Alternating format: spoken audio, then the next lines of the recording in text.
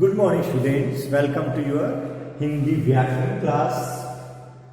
Today we will learn about भाषा, लिपि, बोली, साहित्य और व्याकरण.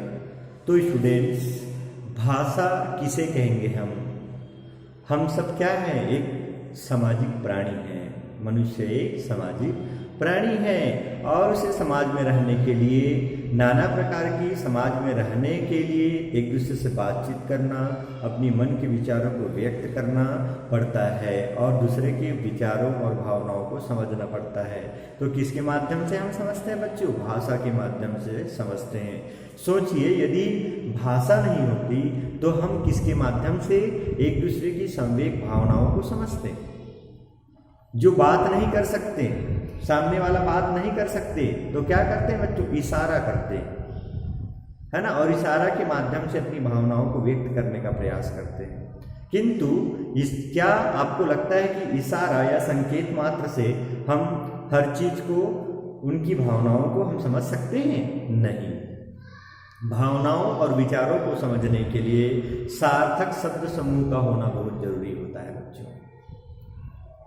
तो उसी को हम क्या कहते हैं? भाषा कहते हैं.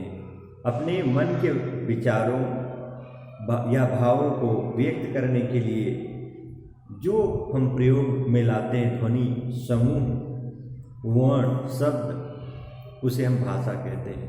और दूसरे के मन के भाव या विचार को समझने के लिए भी हमें उसकी जो भाषा को जानना जरूरी है जिसमें वो बात कर रहा है. तो इसलिए भाषा संप्रेषण का माध्यम होता है. किसका माध्यम होता है? संप्रेषण का माध्यम होता है. और इसीलिए हम सार्थक शब्द समूह की बात कर रहे हैं. सार्थक शब्द समूह अर्थात उसकी जो भाषा है उसे हमें समझ में आना चाहिए. कब? जब उसकी लैंग्वेज, उसकी भाषा को हम जानते रहेंगे, वर्ड को समझेंगे, तभी तो समझ पाएंगे ना. जैसे मैं कहूँ कि घर जैसे ही शब्द लिखते ही आपके माइंड में, आपके मस्तिष्क में विचार उत्पन्न हो जाता है, होम दृश्य नजर आ जाता है. लेकिन मैं यदि कहूं रग, तो आप लोग क्या कहोगे बच्चों? क्या रग मीन्स क्या होता है? आप वहां पर तुरंत ही आपके माइंड में कुछ अर्थ नहीं आता, तो निरर्थक शब्द होता है जिसका कोई अर्थ नहीं होता, रग. लेकिन घर बोलूं तो फास्ट समझ में आ जाएगा आपको. तो इसीलिए सार्थक शब्द समूह का होना बहुत जरूरी है. तो भाषा व्यक्ति के लिए सार्थक शब्द समूह का होना बहुत अनिवार्य होता है और जिसे हम कहते हैं भाषा. भाषा के माध्यम से हम अपने मन के विचारों को व्यक्त करते हैं और दूसरे के विचारों को ग्रहण करते हैं. ओके बच्चों, तो चलिए डिटेल से हम समझते हैं भाषा, लिपि, बोली, साहित्य और व्याकरण के बारे में. ओके, तो बच्चों, भाषा को किस प्रकार से परिभाषित किया जा सकता है? भाषा वह साधन है जिसके द्वारा हम अपने मन के भावों या विचारों को दूसरों के सामने प्रकट करते हैं और दूसरों के भाव या विचारों को समझ पाते हैं. ओके, नेक्स्ट चलते हैं भाषा के रूप. भाषा के कितने रूप हैं? तो भाषा के 2 रूप बताए गए हैं बच्चों, मौखिक और लिखित, ओरल और रिटन. मौखिक किसे कहेंगे? भाषा का वह रूप जो कहकर या बोलकर प्रकट किया जाता है, मौखिक कहलाता है. यह भाषा का प्रारंभिक रूप है. इसे सीखने के लिए विशेष प्रयत्न नहीं करना पड़ता. किसको बच्चों? मौखिक भाषा. बच्चे है ना, जन्म लेते ही कुछ 1 साल में, 6 महीने, एक साल में वह अपने आसपास से माता पिता का पापा, मम्मी ये सब कहना सीख जाता है स्वाभाविक रूप से. तो वो क्या है, वो देख करके, सुन करके ये सब सीख जाता है. तो इसके लिए विशेष प्रयत्न नहीं करना पड़ता. यह तो बोलचाल और व्यवहार से ही आ जाता है. नेक्स्ट है लिखित. भाषा का वह रूप जो लिखकर प्रकट किया जाता है, लिखित भाषा कहलाता है. इसे सीखने के लिए अभ्यास और प्रयत्न करना पड़ता है ना बच्चों. इसीलिए तो लिखने सीखने के लिए आप लोग स्कूल आए हैं ना, और क्लास 1 में आए, नर्सरी, LKG, UKG, क्लास 1 पहुंचे. किस लिए? ये सब रिटर्न के लिए, प्रैक्टिस करने के लिए. तो इसके लिए आपको अभ्यास और प्रयत्न तो करना पड़ रहा है ना. ओके, तो मौखिक और लिखित आप लोगों को समझ में आ गया. नेक्स्ट चलते हैं लिपि. लिपि क्या है? लिपि किसे कहेंगे? मौखिक या उच्चारित भाषा को स्थायी रूप देने के लिए, अर्थात लिखित रूप प्रदान करने के लिए लिखित रूप को अपनाया गया है, रिटर्न रूप के लिए. प्रत्येक ध्वनि के लिए लिखित चिन्ह या वर्ण बनाए गए हैं। इन्हीं ध्वनि चिन्हों या वर्ण चिन्हों को लिपि कहा जाता है। लिपि चिन्ह ध्वनियों को लिखकर प्रकट करने के लिए निश्चित किए गए चिन्ह ही हैं। चिन्ह ही है। लिपि क्या है? चिन्ह ही है। संपूर्ण रूप में हम कह सकते हैं कि मौखिक भाषा की मूल ध्वनियों को, मूल ध्वनि क्या होता है बच्चों? जो कुछ भी हम ध्वनि स्वतंत्र रूप से जो उच्चारण होता है अ म प, ये इसको हम लिखित चिन्ह ध्वनि, ये तो ध्वनि है लेकिन इसको हम लिख करके निश्चित करेंगे कि ये शब्द है, म बन रहा है, तो ये इस प्रकार से निश्चित किए गए चिन्हों को लिपि कहते हैं। संसार की विभिन्न भाषाओं को लिखकर प्रकट करने के लिए अनेक लिपियां प्रचलित हैं।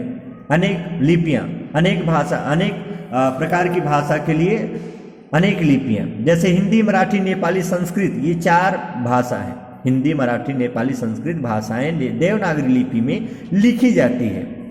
इस लिपि का विकास प्राचीन लिपि ब्राह्मी से हुआ है। नेक्स्ट, इसी प्रकार अंग्रेजी, फ्रेंच, पोलिश, जर्मन, स्पेनिश आदि भाषाओं की लिपि रोमन है। उर्दू, अरबी, फारसी की लिपि फारसी है और पंजाबी की लिपि गुरुमुखी है।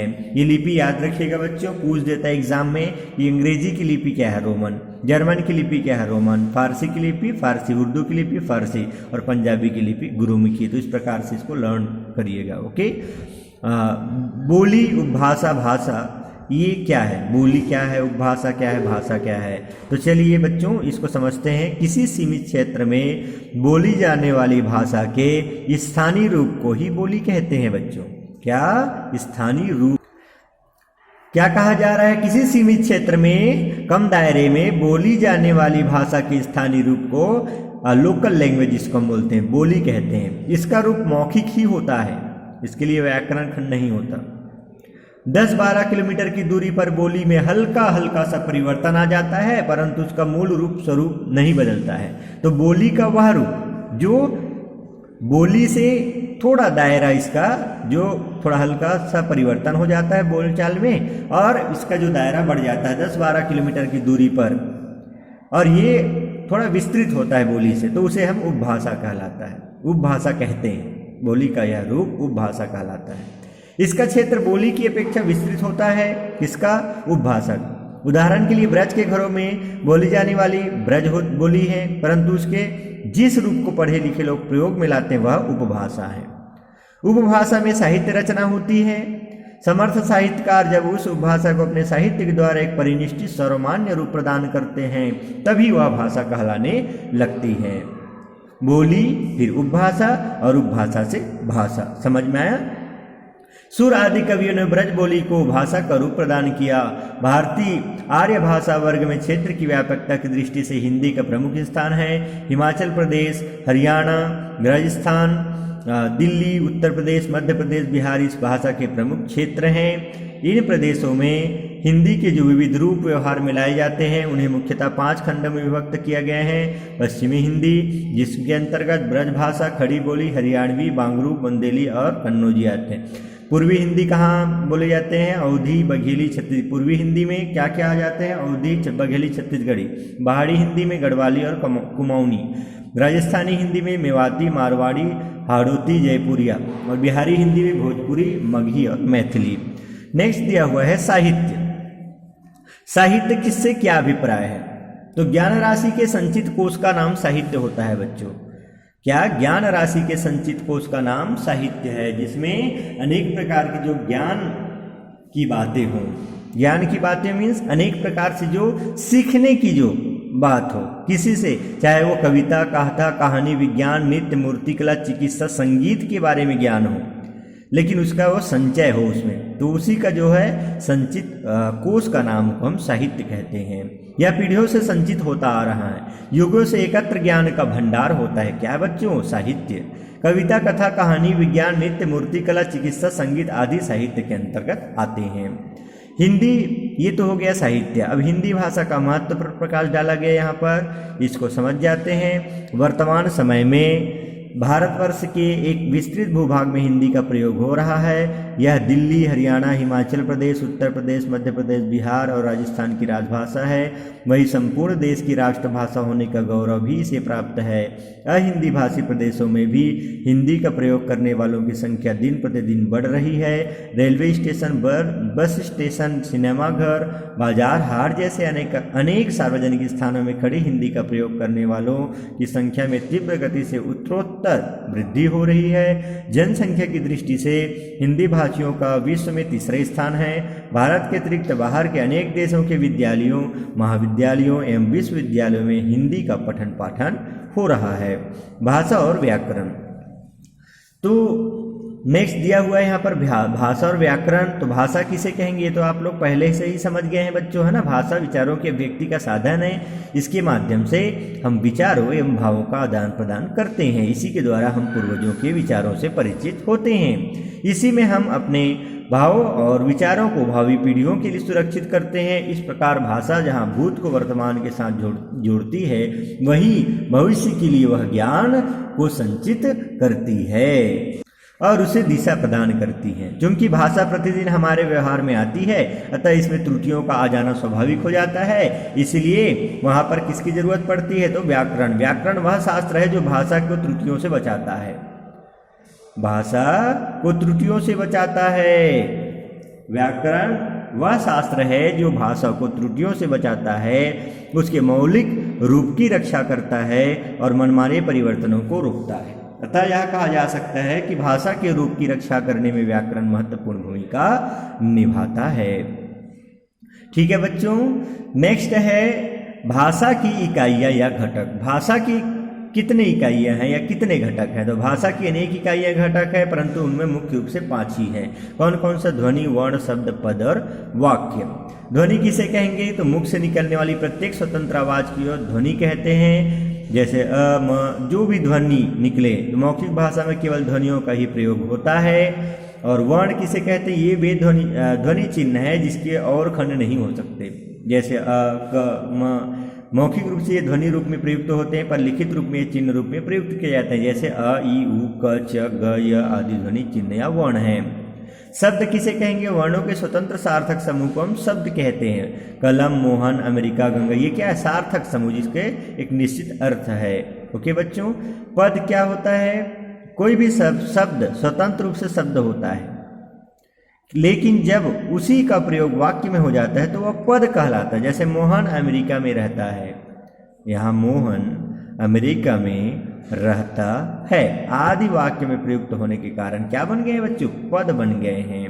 वाक्य जैसा ऐसा शब्द समूह जो निश्चित भाव या विचार प्रकट करता है वाक्य कहलाता है। सीता पत्र लिखती है, तुम्हारा भाई स्नान करने के लिए हरिद्वार गया, मैं परसों आऊँगा। तो इस प्रकार से ये आप लोगों का भाषा की इकाई या घटक के अंतर्गत ये 5 बताए गए हैं, ध्वनि, वर्ण, शब्द, पद और वाक्य। तो इस प्रकार इस वीडियो में आप लोगों ने जाना भाषा किसे कहते हैं, लिपि से क्या तात्पर्य है, बोली किसे कहेंगे, उपभाषा किसे कहते हैं, साहित्य और व्याकरण से आपका क्या अभिप्राय है, साहित्य किसे कहेंगे, व्याकरण से आपका क्या अभिप्राय है, व्याकरण किसे कहेंगे, भाषा की कितने घटक होते हैं इत्यादि इस वीडियो में आप लोगों ने समझा। नेक्स्ट जो मीटिंग में आप लोगों को पूछूंगा, आप लोग रेडी रहिएगा। भाषा किसे कहते हैं, 2 भाषाओं के नाम लिखिए।